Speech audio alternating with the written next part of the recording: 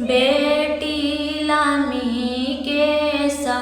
केसिया जरैते बेटी के प्रभु अलथिने चला धनी हमरा संगे कैसे में चलू प्रभु जी रउआ संगे आंटी देखी का। हेलो दोस्तों, सीमा लोकगीत चैनल में आप लोगों का स्वागत है।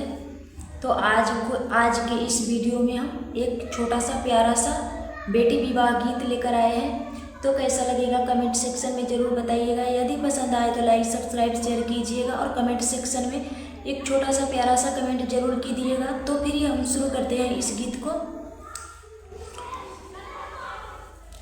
आठही कठा के कांगहिया तजरे बेटी लामी के आठही कठा के कांगहिया तजरे बेटी लामी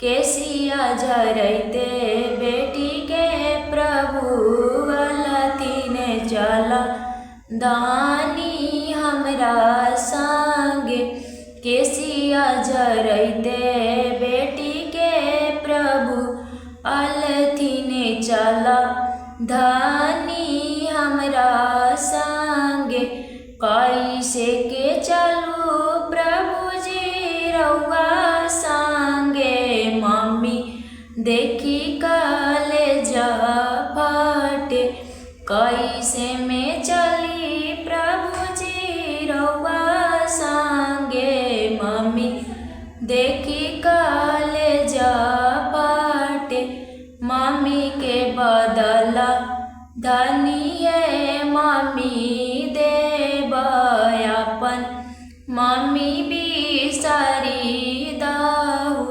मम्मी के बदला धनिया मम्मी देब अपन मम्मी बिसरी दाऊ आठही कठा के कांगहिया तजरे बेटी लामी के आठही कठा के कांगहिया तजरे बेटी लामी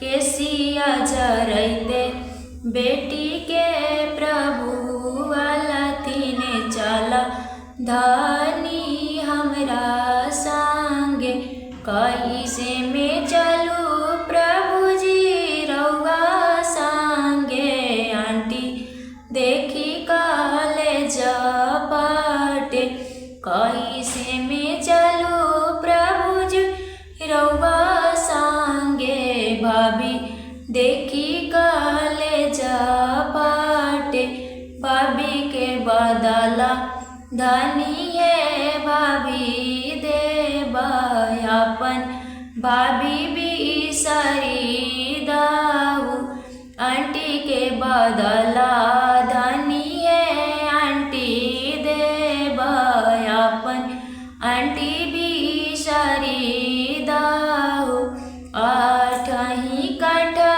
के कांगहिया तजरे बेटी लामी के आठही कठा के कांगहिया तजरे बेटी लामी के केसिया जरैते बेटी के प्रभु अलथिने चला धनी हमरा संगे कैसे के चलू प्रभु जी रउआ संगे दीदी देखी कलेजा फटे दीदी के बदला धनिया दीदी देब अपन दीदी बिसरी दाऊ। तो दोस्तों यही छोटा सा एक बेटी विवाह गीत था जो हम आप लोगों के साथ में शेयर किया है। यदि पसंद आए तो लाइक सब्सक्राइब शेयर कीजिएगा और कमेंट सेक्शन में ज़रूर बताइएगा। तो फिर मिलते हैं हम अगले वीडियो में, तब तक के लिए बाय।